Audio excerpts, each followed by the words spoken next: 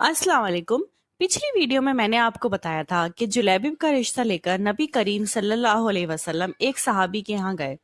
कहा जाता है कि उन सहाबी की साहबजादी बेइंतहा खूबसूरत थी। अंसार की किसी भी लड़की या औरत की खूबसूरती उनके आगे फीकी थी। वो इतनी पाकीज़ा और पर्देदार थी कि कभी आसमान ने भी उनका नंगा सिर नहीं देखा था। दिन और रात अल्लाह की इबादत में मशगूल रहती थी। अपने घर में शोर शराबा सुनकर वो बाहर आई।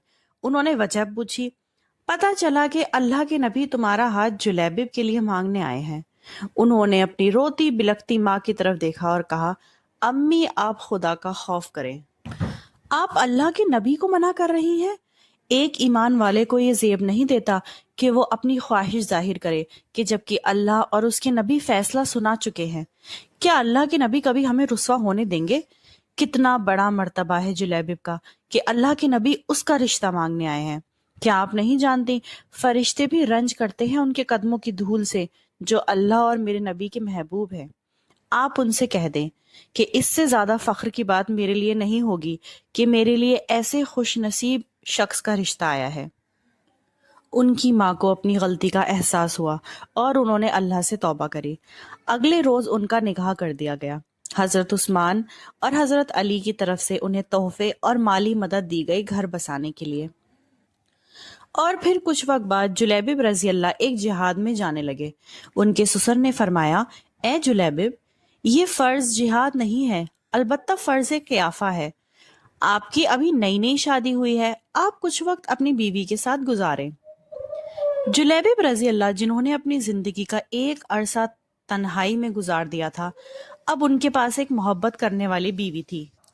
पर उनका जवाब था, अब्बा जान, आप कैसी हैरत अंगेज बात कर रहे हैं।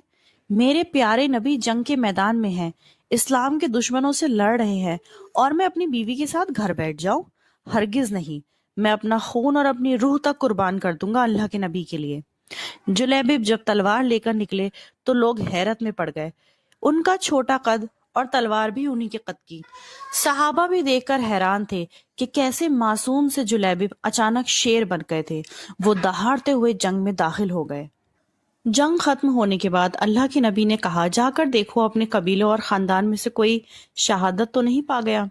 साहबा ने कहा, सब मौजूद हैं। रसूलुल्लाह की आंख मुबारक से आंसू बहने लगे। पर मैंने अपने प्यारे जुलैबिब को खो दिया है, कोई उसे ढूंढ लाओ। जुलैबिब की लाश उन 7 कुफ्फार के बीच पड़ी थी जिन्हें जुलैबिब ने कत्ल किया था। अल्लाह के नबी ने जुलैबिब के जिस्म को उठाया और 3 दफा फरमाया, ए अल्लाह, ये मुझ में से है और मैं इससे। सब गिड़गिड़ाकर रोने लगे। ए जुलैबिब, कैसा शान वाला मर्तबा है तुम्हारा कि सहाबी जो कभी दुनिया से अलग पड़े थे, उनसे कोई बात तक नहीं करता था, ना कोई उनके करीब आता था। उसने अल्लाह और उसके नबी से इतनी शदीद मोहब्बत करी तो ऐसा अजीम मर्तबा पाया। वो बदसूरत थे पर अल्लाह ने उन्हें खूबसूरत बीवी से नवाजा। वो गरीब थे पर अल्लाह ने उन्हें अमीरों में ब्याह दिया। उनका कोई खानदान नहीं था पर अल्लाह ने उन्हें एक ऊंचा खानदान अता किया और फिर उन्हें शहादत नसीब हुई। ऐसा कहा जाता है कि आसमान भी भर गया था फरिश्तों से जब उनका जनाजा निकल रहा था। ऐसा आलीशान मर्तबा एक अल्लाह और उसके नबी के महबूब का।